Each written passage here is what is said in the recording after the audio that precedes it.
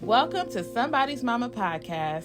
The podcast where real talk meets the chaotic beauty of modern motherhood. I'm Kendra. And I'm Nicole. And together we're diving deep into the unfiltered truths of navigating life as millennial moms. Join our community as we share the laughters, tears, and triumphs, discussing everything from diaper dilemmas to relationship realities. So get ready for a raw and relatable journey through the roller coaster of life and motherhood. This isn't your typical podcast. It's an invitation to connect with us, share, and celebrate the messy, marvelous adventure of raising the next generation.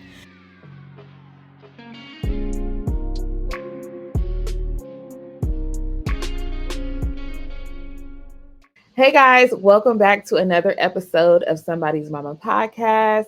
We hope that you guys enjoyed the previous episode. If you have not checked out the previous episodes, because there's been 2 this year already. So If you guys have not checked those out, make sure you go back, check them out. It's available on YouTube, Apple Podcasts, Spotify, wherever you listen to podcasts, you can find us. So make sure you guys check it out. And also make sure you are following us on Instagram at Somebody's Mama Pod. We will be posting clips of the episodes there and updates and things like that. We will also love to chat with you guys in the comments. So make sure you guys meet us there. So today is actually February 1st. So Happy Black History Month. Yes, this month, Blackity Black. Yes. So we are excited for Black History Month. And for it to be February 1st, January got up out of here. Finally. It was taking forever. Yeah. And I'm so glad it's gone. I don't know. January was cool. It wasn't like too bad for me. I did feel like it was kind of long though. It was super long. It was really long. When you got 31 days, it always takes forever.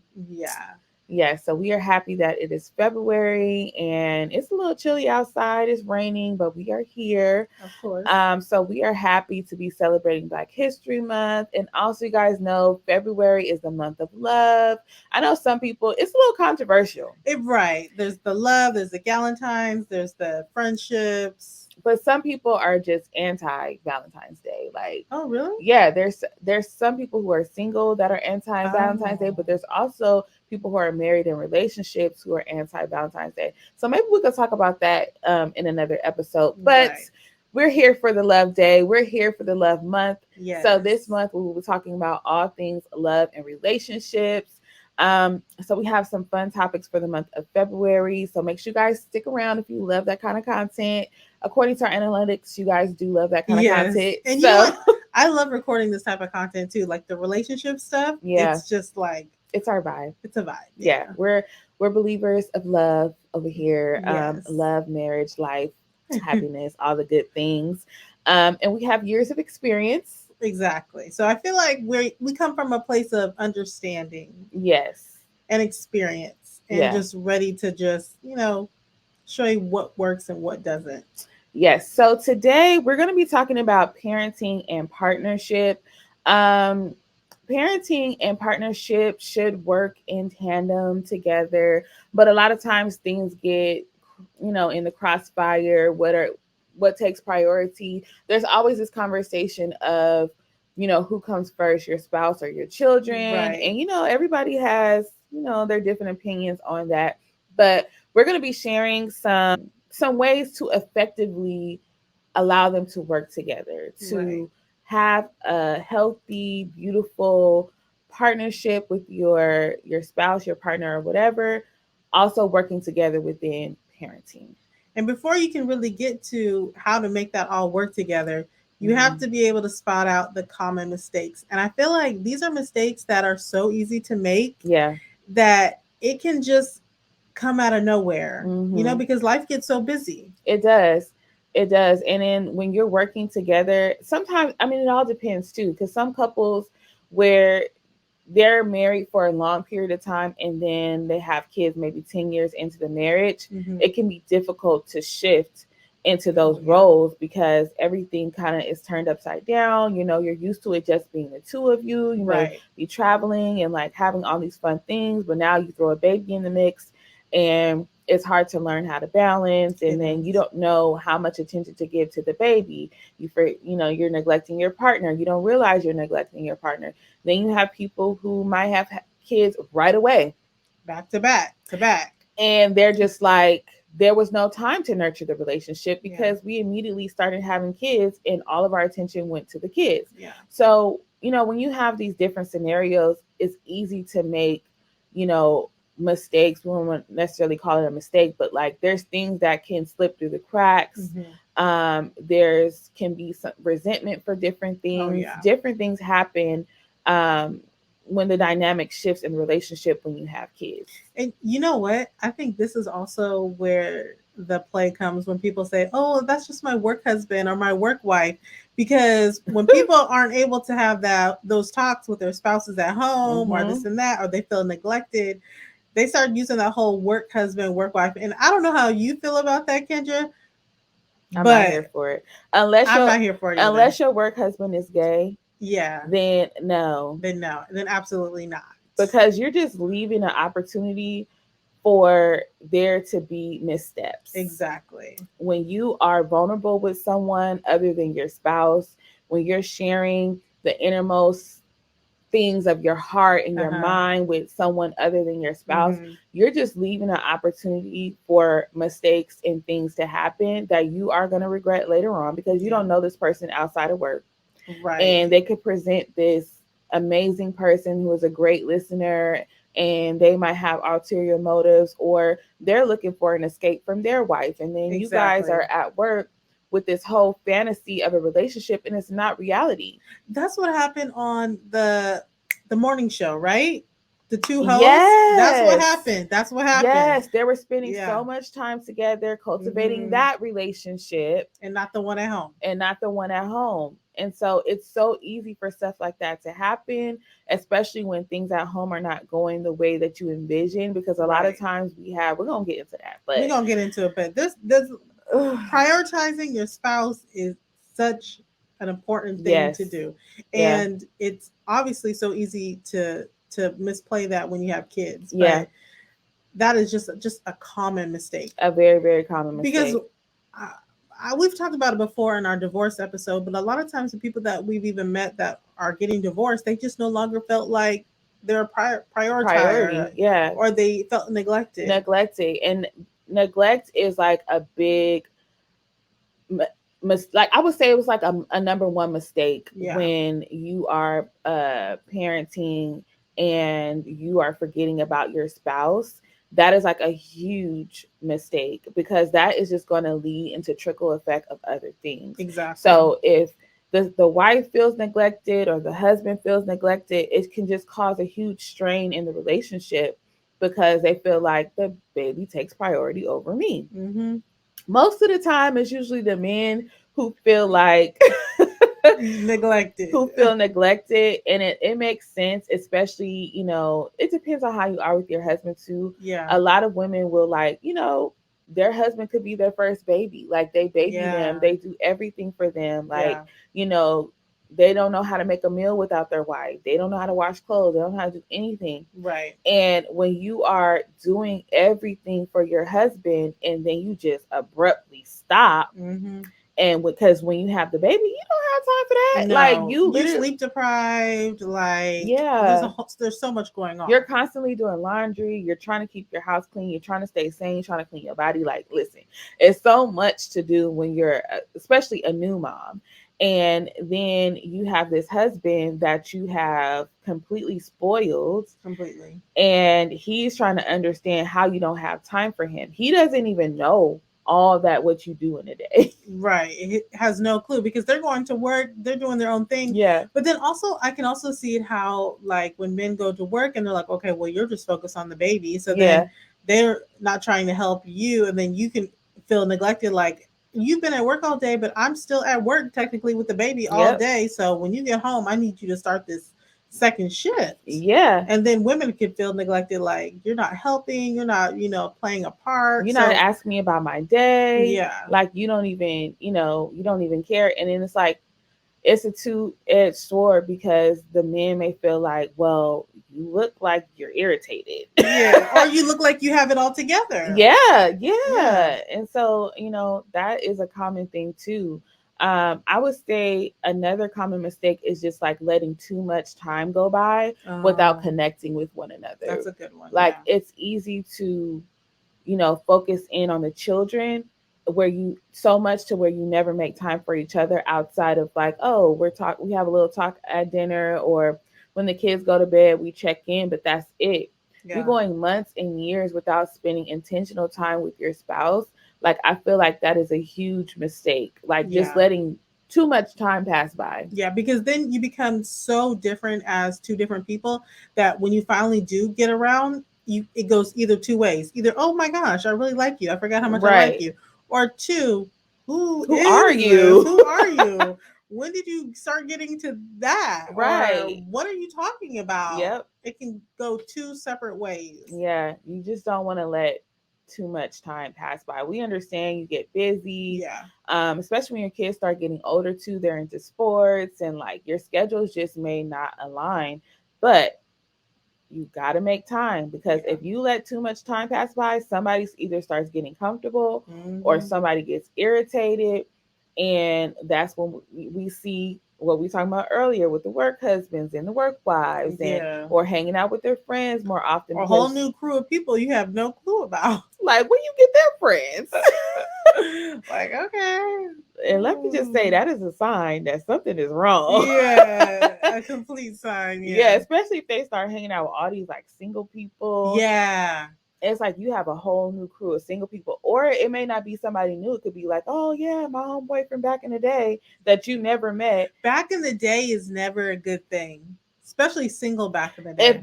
If this is a friend from back in the day, if you've been married for 5 years, 10 years, whatever, and you've never heard of this friend. Oh yeah. You've never heard of this person. They weren't at the wedding. No. They weren't at the kid's birthday party. You never heard of this person. All of a sudden, this my homie from back in the day. No, it's not a good look. It's something's up. It's up. Yeah, I don't know about that one. But also, like we kind of already said, but prioritizing the children over the spouse. Yeah, that's a huge mistake. That's a huge mistake. But I also feel like learning that balance of when the kids need to come first, when the spouse needs to come first. Because at some things you have to prioritize, like your kids' homework gotta get done. Yeah, but I think when I say like prioritizing, it's like you can't dedicate all of your days to just your children and forget that you're married. Okay, yeah. Like you can't just be like, when I say because it should be, as a couple, you both should prioritize certain things for the children. Right. But you should also be on the same page with that. So your husband knows that the kids have to do homework. He ain't gonna be like, girl, come on, we need to go in the back. Like, no. But I'm saying, when I say prioritizing your husband over your kids, it's like you guys decided to marry each other before you had those children. Mm-hmm. If there was no relationship between the two of you, there would not be no kids. Right. Your kids are going to grow up. They're going to find their own spouse. And if you never prioritize your partner or make them feel special, important, or even a part of your life, your kids always come first in everything. You shoot up in the morning, you go straight to your kids. You don't even speak to your husband. You don't say good morning. You don't give him a kiss. You don't have any inkling or acknowledgement of his presence. Yeah, that's deep. Or he comes in the door and you're so concerned with the kids, you don't even stop to acknowledge his presence. Like things like that, like those small little things make your spouse a priority. Yeah. Acknowledging their presence, including them, making them feel seen. Yeah. Like, and I feel like a lot of times it's easy as moms to like not do those things because we're so overwhelmed and engulfed in what, and if we don't do it, who's gonna do it? I know. So it's a tough balance, and it doesn't have to always be on the woman to like do these things, but there's small ways that you can make yourself available to where he would also do those things. So if you're sitting down with the kids doing homework and hey babe, and then he walks over to you. Right. But you guys have that common like ground where he doesn't feel like, oh, she doesn't want to talk to me.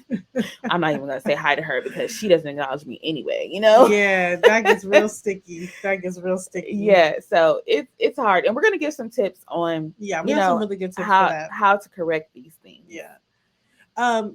One big mistake too is making decisions for your kids and not telling the other parent. Yeah. I feel like I kind of did this at the beginning, definitely with the first kid. Yeah.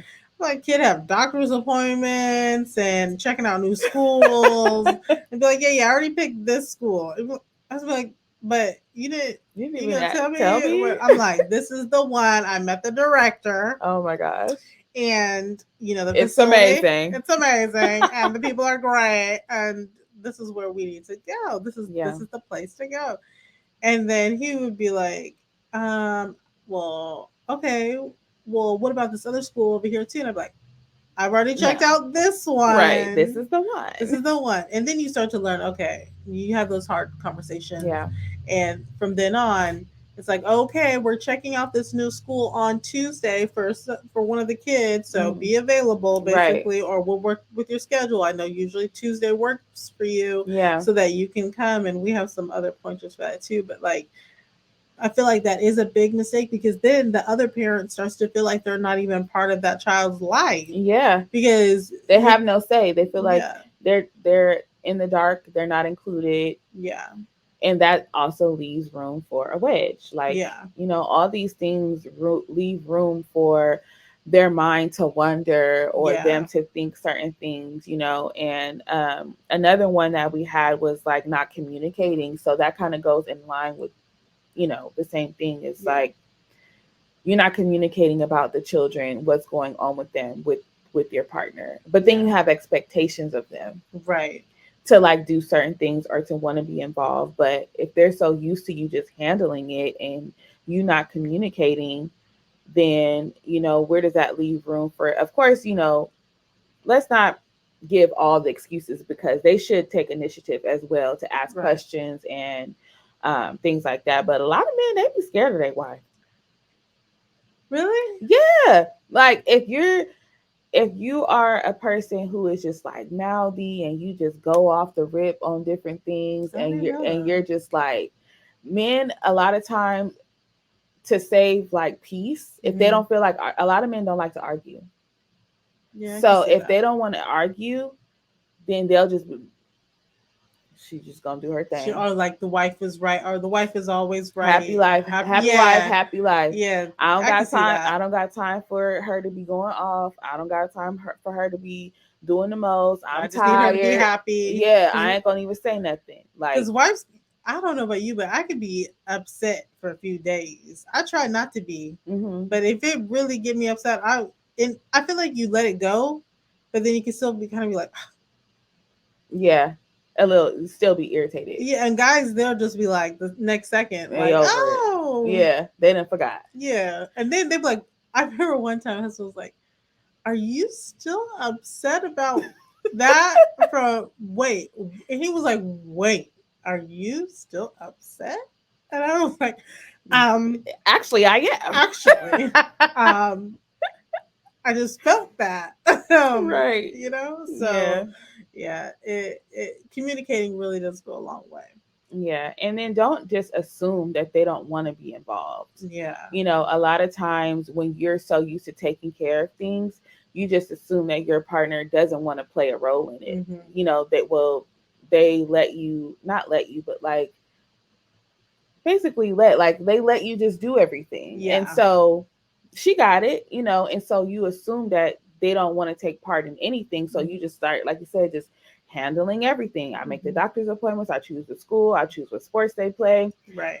But you didn't stop to think like, well, maybe they might be interested in choosing what sports they play, or they might be interested in like, things have changed now. They might want to know where they're, what's going on at school or whatever. But always give an opportunity. I always believe in giving people the opportunity to say no, or that's okay, you can handle it, or, whatever, because we can't read people's minds. And just because 5 years ago they didn't have interest doesn't mean they won't have interest now. sometimes it takes people a while to be able to connect as a parent. Yeah, that's and true. kind of like get their footing. So in the beginning, they might be a little disconnected because they don't understand, they're still learning. And then once they get comfortable, when they're like 3 or 4 years old, they might want a little more input. Right. And Or so feel more comfortable, more adjusted. yeah. Especially when a lot of times guys are at work, so the amount of times that they spend with the kids is usually significantly lower. So that also plays a part too of just being comfortable and being around children and confident and that patience. Like the more you're around your kids, you automatically become a lot more patient. Yes. And that's where a lot of the dads might struggle. Yes. Because they don't have to spend as much time. Patience. And then when they get that Saturday where you gone all day, they be like, "Ooh, these kids are run me up a wall." It's like, yeah, hello, welcome to my life. Yes. They're like, "Are you coming home yet? Just checking on you." Right? No, you tired. And it's okay. It's okay. I need you to feel the tiredness for a little bit before I get home. Okay. Right. So now we're going to provide like some solutions to these things. Right. Just to sum it up, we talked about neglect, like not communicating, letting too much time pass by without connecting with one another and getting that intimacy and that alone time, assuming that they don't want to be a part of it. Right. All these things play a part. They all play a role. So what's one thing that you feel like we could do to kind of combat that stuff?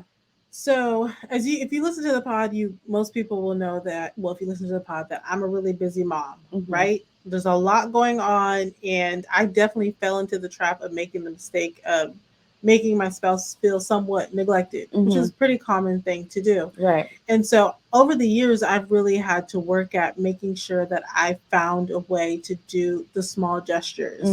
So, like things I definitely overlooked, I started to realize, oh no, like all these little things matter.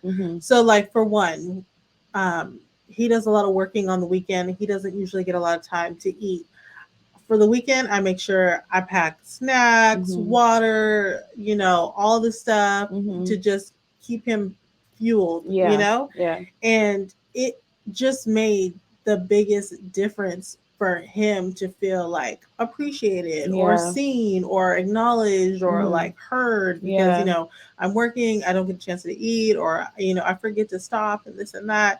And then also too, something I started a while back is like sometimes my husband gets home late, and I don't know about you guys, but whenever my husband gets home, the kids do the whole run and hello, and you could just tell like it just makes his whole day that they run and hug him and do all that, right? Right. So if he gets home late and the kids are not home, I will do the Dad's here. Aww, Dad's here. That's Dad's cute. Here. I love that. That is so cute. And I'll get up and I'll drop everything and I'll run like Dad's here. That is so good. And he's just like, oh my gosh. It's silly, but I'm sure it warms his whole heart. But yeah, it's a small gesture. It's a free thing, but it's just like makes a big difference in just feeling just appreciated, acknowledged, and seen. Especially when you're used to coming home to a bunch of warmth from your kids and stuff like that. So it's just, I feel like the little things just go so far. Yeah, that's a good one. That is so cute too. It's so funny. We just laugh. I think another one when we talked about just making sure you're spending that time is sometimes you just have to schedule the date nights. Yeah. Like you're so good at that. Yeah. You're really like good at that. They might not come as organically. And I know most of our audience is women. And so of course we're women. So we're coming from a woman's perspective and giving things that we can do with our partner. And I know as women, sometimes it's hard to want to plan things because it's like, I got to plan everything for the family. I need you to plan something for me. Please. And, some men are really good at that where they are just on top of it and, they can tell like when it's time. And I'm blessed to have a husband who he can tell. Like he can tell when I'm stressed, or he can tell when it's like, oh, it's been a while or whatever. Yeah. We kind of talked about it in the beginning when we first had kids too, to try to just have one date night a month at least. Yeah. And so we haven't been perfect at it, but we try our best to do at least one date night a month. Sometimes it's more, you know, things come up. It's like, oh, this is this concert or whatever we want to go to, or, you know, somebody invites us out. We might have more frequently, but I would say at least once a month. I think, you know, scheduling a date night, if you're the type of girl who's like, I want him to plan it, but your husband is not a planner, maybe you could give hints, or maybe you could flat out tell him, I need you to take me on a date. Yeah. Like, it's okay. Like, depending on your partner, some men don't mind, you know, being asked, like, hey, can you take me out? Because they don't think to do it themselves. Some really don't think. They don't. Some just really don't think, or they just think like every day is I date see. night. Yeah, I see you every day. We have dinner together every day. Yeah. Like, you know, but I think it's okay to be vocal about what you want, what your needs are, instead of like having an attitude like, oh, he don't never take me out. Like, you telling your friends, but like, he have no idea. Sometimes they just don't have a clue. A clue. And it's okay to like speak up and say, hey, babe, you know, we haven't been out in a while. I've been wanting to go to this restaurant. Can you make a reservation? If you feel like he just has to do it, like, for me, I don't care. I'll make the reservation. Like, I will plan it, and it's like, you paying. Like, it's cool, and we can go on about it. But I just recently got to the place where I felt comfortable to go to like real date nights again, because when you have little kids, sometimes you just don't feel comfortable with them, with anybody, or especially now when I got to the point where it's 3. Yeah. I'm like, oh my goodness, like I'm gonna pack up all 3. Well, it's not even that. It's just like, who do you feel comfortable with your kids? Yeah. With 3 of them, and who can really handle it? All 3, yeah. And then for a date night, even if it's towards the end of the night or something, like, who has the energy? So I recently found the perfect person. Oh, good. And my husband was so happy because he's like, Nicole, we need a date night, or this and that. And I'm like, okay, we got to find the right person. It's important, because you want your kids to be in good hands, and that way you can actually relax and enjoy it. Right. Because if you're worried about them the whole time, it's like, what's the point?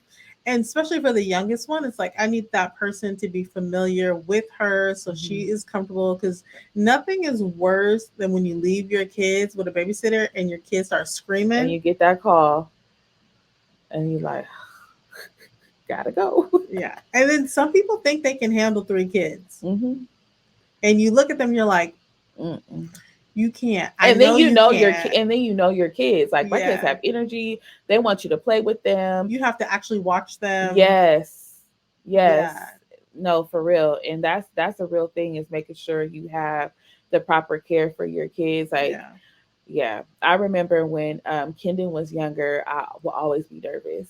Yeah. Like, even though my kids was only with my parents up until recently, I would say like last year was the first time anybody other than my parents watched my kids. Oh, wow. And it's their aunts, my 2 of my really close friends, that the kids are familiar with. Right. I was able to observe them around the kids, how they care for them. They naturally take care of the kids when they're at my house. That plays a big role. So I was able to see, without me even having to ask them to do certain things, what it would look like. Yeah. And that gave me comfort and the confidence to say, hey, you know, would you mind? And they were excited. They're like, we're waiting for you to ask. And, you know, my kids are comfortable. Yeah. They're comfortable, and they know how to care for them because they're around them all the time. Right. And especially with Bryson, he's nonverbal, so you have to watch him like a hawk, because he loves to stand on tables, child. He want to jump off the tables. He is just into everything, and so you have to literally watch everything that he does. And so it's a big deal to get who's gonna watch them kids. But before that, our date nights, like, I think I've said it on the pod before, like, our date nights were very like planned at home. We're doing sushi, we have a movie planned, we're doing this and that. But the kids, it's crazy how much kids play such a role into figuring that all out. Yeah. But I'm so happy to get my date nights back. Yeah, but I love what you said too. Like, even if you can't, if because some people don't have support. Yeah. So even if you can't get out of side of the home, like still doing something special, like ordering in once the kids go to bed, it's still intentional time. Yeah. Like you can make it cute or make it do something that's out of the ordinary, so it doesn't feel like a regular Friday night. Yeah. But I think that's still good too, as long as intentional time together. It plays a big role for sure. Something that I like to do, especially because my husband and I have been together for a really long time, is just reflect together. Because I feel like sometimes, especially when you've been in a relationship for a long time, you get so used to what you currently have or what you're currently doing that you can kind of forget like how you got there. Right. You know, like sometimes it's nice when we reflect and say, remember when we were like 18, 19? Yeah. And we used to, okay, crazy story. My mom worked like in the car dealership industry or whatever. And she was always into cars, right? So this one time I switched my car in college, which was a Mustang, to her 2-seater something fun. It was like this 2-seater car or whatever, right?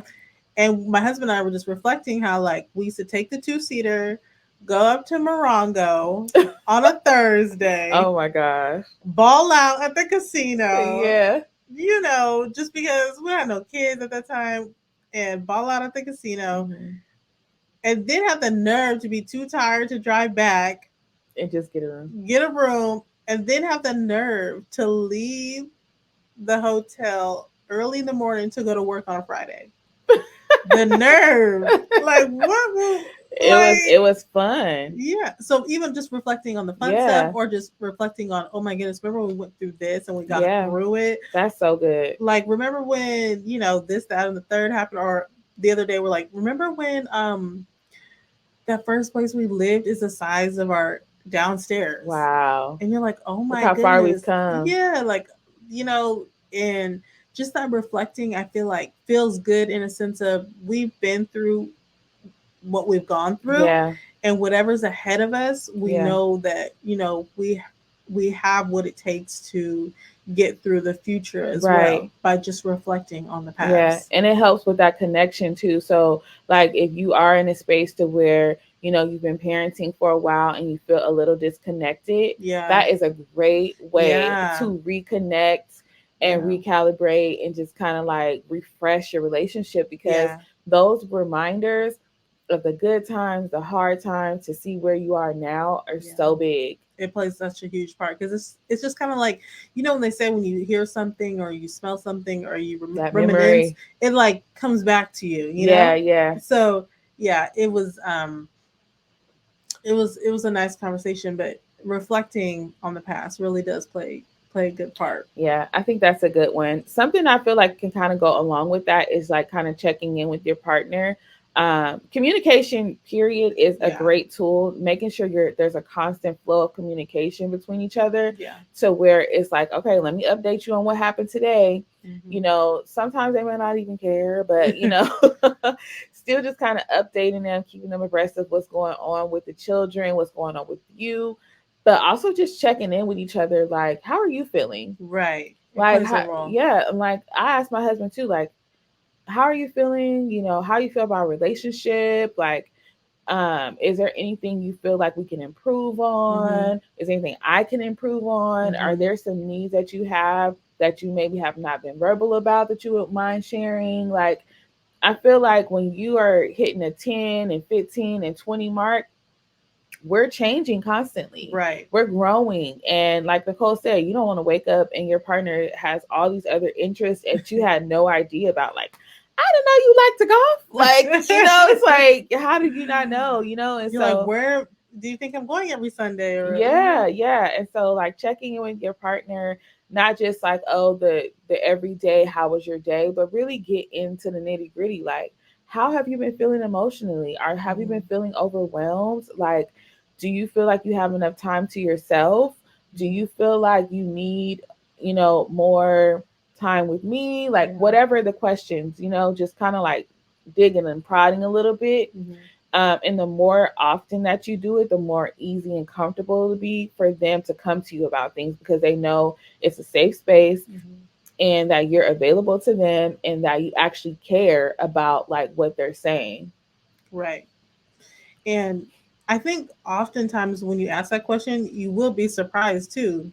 Sometimes guys will have these things that, like we were talking about earlier, that they don't want to say because they're not trying to get you upset or this and that.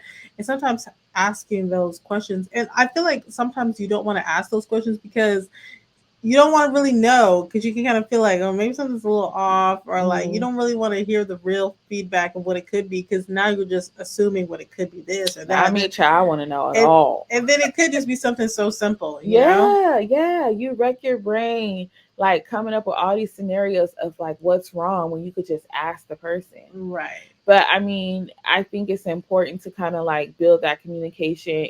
If you're listening and you are early on in your relationship, now is the perfect time to start building and exercising that muscle, because if you are 15 years in, it's going to be harder to get them to speak and get them comfortable. Yeah. So the earlier that you can do it, the better, but it doesn't mean it's impossible for it to happen, because sometimes people be waiting for the opportunity to just unleash. Yeah. And so, like Megan Thee Stallion. Child. Woo-wee.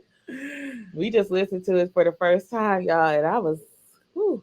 She had a lot on her chest. She had to get it all off her chest. But it's important to, check in, get those things off your chest, like communicate, and you'd be surprised when you spend intentional time communicating, like what you can learn, and just kind of like sharing with each other. So another thing I would say is like sharing your goals for your family with each other. So kind of just sitting down with your partner and saying, hey, the kids are getting this age, like what are some things that you feel like they should be doing? Or, this is how I feel like I want them to get involved in this. What do you think? Kind of make it a collaborative effort. Share your goals with one another too, like what your personal goals are. But when we're talking about parenting, I think it's important to allow that open space for input. Yeah. And then like allowing your partner to be a part of the conversation, just like Nicole was talking about earlier, and making the decisions, and like what is our plan for them, what are our goals for them, what are we working on. If the other parent doesn't do homework, they might not even know what the child is studying at the time. And you know what's also interesting is like the relationship that your child has with one parent may be different than the other. And so it's important to have that conversation about the kids and what their futures and whatnot look like, because the child may have shared something completely different with one parent than they did with the other. Yeah. So it's like, okay, in order to, figure out what the best goals are or this and that, coming together and making those decisions together. Yeah. Yeah. Comparing notes. Yeah. Gotta compare the notes. Okay. Yes. You'd be surprised what you'll learn. Yeah. You'd be like, you told Dad what? What now? Oh my goodness. I saw this funny video where the girl was like, the kid sees the mom drinking water and falling, and then the kid goes to school and is like, my mom's always drinking and falling down. Right. Meanwhile, the mom was drinking water. Okay, and now everybody at the school think your mama's a drunk. Yeah. Shameful. The things kids will say, honey. Yeah, just the best. I told Kendon the other day, I said, don't play with such and such.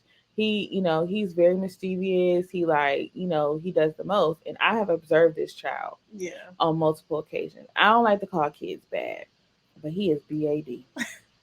And I slipped up and said it to Kendon. And I said, you don't need to hang out with bad kids. And he went to school and told the little boy that I said he was bad. I said, you're not supposed to tell him. I'm like, I'm telling you this for your knowledge so that you can be careful of who you hang out with. And I was, I went into the whole thing of, if he does something to get himself in trouble and you're hanging out with him and he's doing things to get in trouble, and that you're going to end up getting in trouble. And we all know you don't like getting in trouble. Yeah. And Kendon is very cautious about the decisions that he makes. He likes to do everything right. Mm-hmm. He is just one of those kids that is like, he wants you to be proud of him. Yeah. And he doesn't want to like do bad things, yeah, quote unquote. And so, especially at school. Now at home, you know, he might, you know, get over a little bit, but at school he is very much by the book. Right. And I'm like, this little boy is a complete opposite. Yeah, so don't talk to him. So I'm like, you need to steer clear, like stay away. Yeah. Because when he gets in trouble, you're gonna get in trouble with him. And I went to that whole spiel. I got a little too caught up in it, called a kid bad, and he didn't went and told him. And I was like, and so what happened when he told him? He bad. He don't care. Oh, he already know he bad. Yes. See, I'm going through that right now with my daughter in kindergarten. And oh my goodness. So we both volunteer in the classroom. Yes. And so you meet all the kids, you start to realize, you know, the kids. Who is who, child? Yeah, you start to realize who's who and the levels and stuff. So something similar happened recently, and my daughter's a really good student. Mm-hmm. You know, like she's just a good student, yes, right? And so one of the girls said something to her, and she told her, well, because, you know, you used to have those conversations like, oh, yeah, so-and-so can't write her name. Or yeah, like, yeah. Like, oh, no, you know. Yeah, it takes a little time. Yeah. And so anyway, she told the little girl, well, at least I'm a good student. Oh. Oh, my God. I was like, you said what? She's like, well, I was like, at least I'm a good student. Oh, my God. Like, you know, I passed my sight words. Lord. Like I passed my, I'm like, oh, okay, so let's be humble. So I had to kind of go through that whole thing with her too. But well, really, she don't gotta be, but you know. Yeah, but kids, oh my gosh, it's so funny. Yeah, it's a lot. But kindergarten, first grade is not to be messed with. It's a big deal. It's a big deal. It's a lot of transitions, a lot of things going on. Like you said, working in a classroom, I learned a lot about, you know, these different kids, and they go through so much. Just the emotions. I was in there on Wednesday, and all the emotions that happened in that classroom that day, I walked out of there like, wow. Like, yeah, you see how certain kids gets mistreated. Yeah. And the kids who are doing it, it's the same kids. Yeah. That are roaming about the classroom, just wreaking havoc. And I debriefed with the teacher and let her know, because it's only one of her. Yeah. And there's 27 students. Ooh. And she has parent volunteers, but some teachers have TAs. She doesn't have one. Oh, because it's first grade. Yeah. Yeah. Some classrooms have TAs. She doesn't have one. She handles the classroom very well, but there's some things that float under the radar. Yeah. You can't be there for everything. Yeah. And so the things that I notice, I bring them to her attention, and she handles them right away. Oh, she don't play. She do not play. Well, that's one thing I know about her. She do not play. But yeah, it's just so many different things. Like they were, I was observing a group, and I noticed that they weren't sharing with one particular boy. Oh. And I kept coming over and saying, guys, make sure we're playing fairly, make sure we're sharing, and make sure everyone gets, they were playing like these little magnetic letters. Mm-hmm. And because they were kind of just like unorganized, like they weren't really playing the game properly, I was like, okay, guys, I'm going to shout out a word, and you guys all spell out the word. Well, they wouldn't give him the tiles for him to make his words. Oh, no. And so at the end, he's there crying. And so I'm talking to him. I'm trying to get him to tell me what's wrong. He's like, this always happens to me. Oh. They always treat me like this. And I'm like, oh my God. You know, I'm a crier. Yes. Like, do not do this to me. So it's hard. Yeah. The kids go through a lot. Kids go through a lot. And it's first grade, like you said, first grade. And then it don't get no better. Second grade, third grade. But one thing I will say is the kids at his school are a lot more innocent than when I was in first grade. Oh, really? They have this on their spelling list. They have like certain words, and it said toe, and then it said hoe, HOE. But you know, it's a hoe like a gardening tool. Yeah. But had that been at my elementary school in first grade, everybody would have been walking around talking about, oh, it say hoe on our spelling words. Like, none of the kids know what that word means. Oh, wow, that's good. None of them laughed. None of them was like, and I'm like, You're like, oh wow, Oh okay, wow, okay, I'm impressed. Good job, yeah, parents. yeah. I guess we're a good group here. Right. Okay. What else do we have? Oh, I think it's important, like when you are parenting, like this would go for the men a long way, is expressing gratitude. Yeah. Just Why is like every man that is like I feel like that's just their their thing. thing. It's like gratitude. I think a lot of times because when you're as women, we do so many things and we do a lot of things well that people expect that of us. Yeah. When something is your job or people expect that of you, they're not as vocal with gratitude.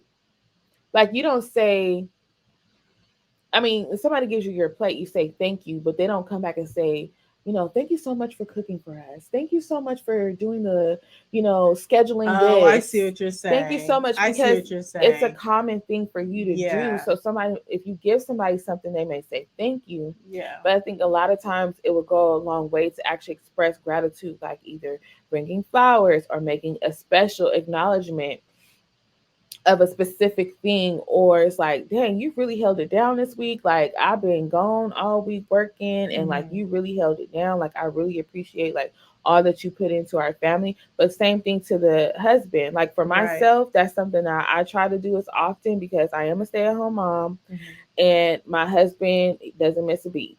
Like financially, he does what he needs to do. Like aside from financially, he does what he needs to do. He's a very well-rounded man. Right. So listen, Kudos to him. kudos to him. But I try to make sure that I express gratitude in certain areas for how hard he works, because he's a very hard worker, and so I always try to make sure that I am intentional about gratitude with that. But vice versa, he does the same for me.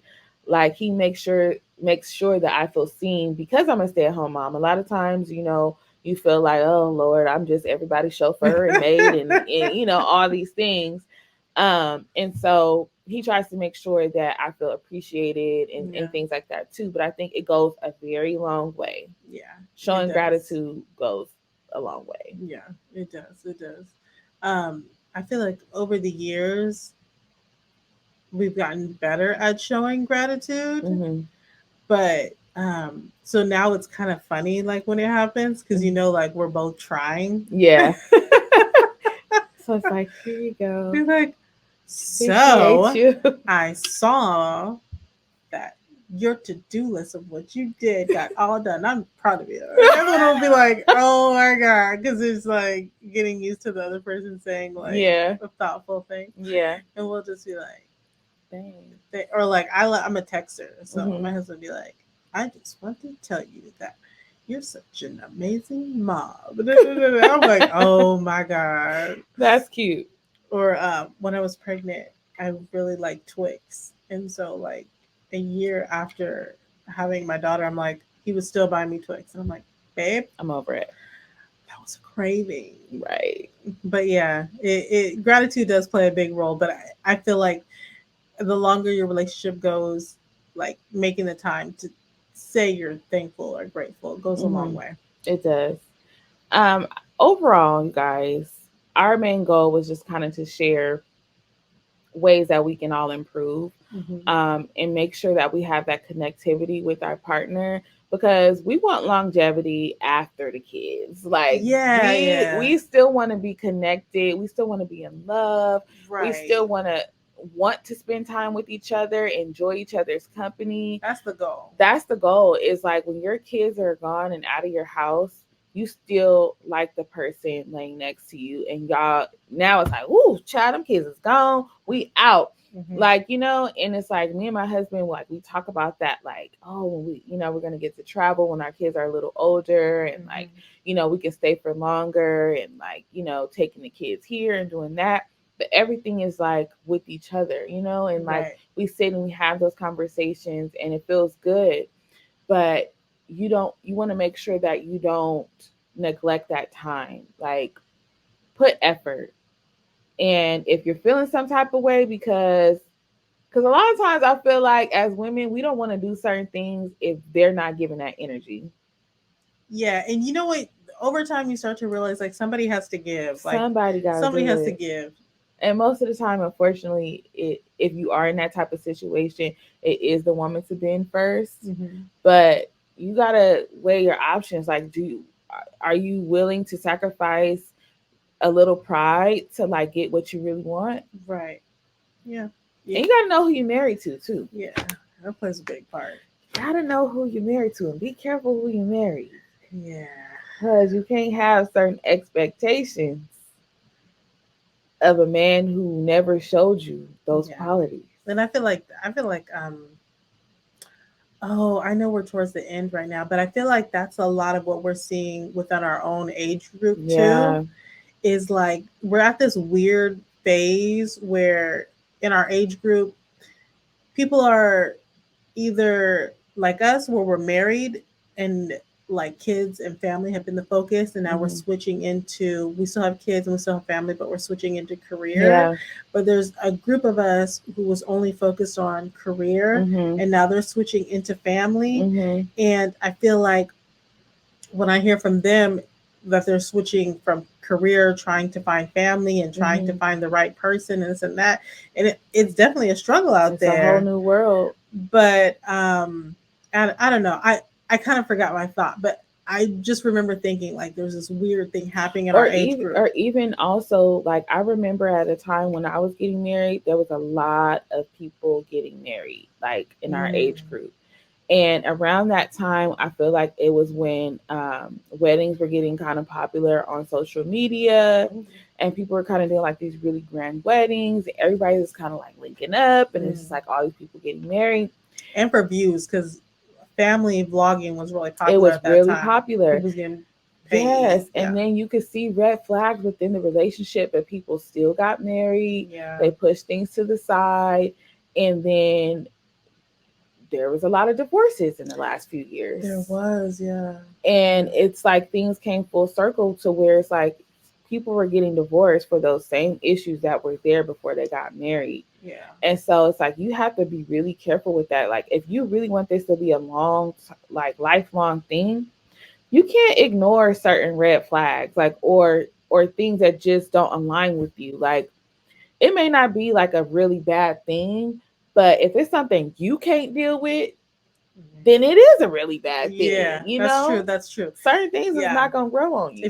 Certain things are not gonna grow on you. Some things are just is what it is. It is, and you have to ask yourself. Before I got married, I asked myself certain questions, like if my husband don't chew with his mouth open, but just for example, if he never closes his mouth while he eating, could you still be with him for the rest of his life? Like I never thought of that one. That's the type of stuff that I think about. Like little small things that might irritate you about that person, they get larger when a bigger issue happens. So it's like you just have to, maybe that is kind of like petty, but I'm trying to find an example. But like something about your partner that may be a little irritating, you have to ask yourself like, okay, if he never changes in this area, will I be okay? Will I still want to be with him for the rest of my life? Yeah. Like that's a question you have to ask yourself, because I feel like a lot of times people just say like, oh, it's not that big of a deal, or, you know, he's great in all these other areas, but it doesn't matter if you could never get over that one thing. Yeah. Very true. Very true. So just, you know, take your time.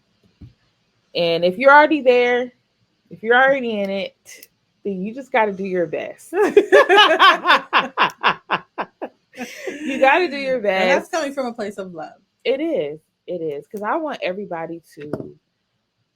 want marriages to turn around and be more successful. I feel like over the last few years, like not people that I know personally, but like in the media and things that we've seen, it's like, dang, could they have worked it out? Yeah. You know, it's like, dang, like, because for the people who are already out here, they like, y'all, it ain't nothing out here.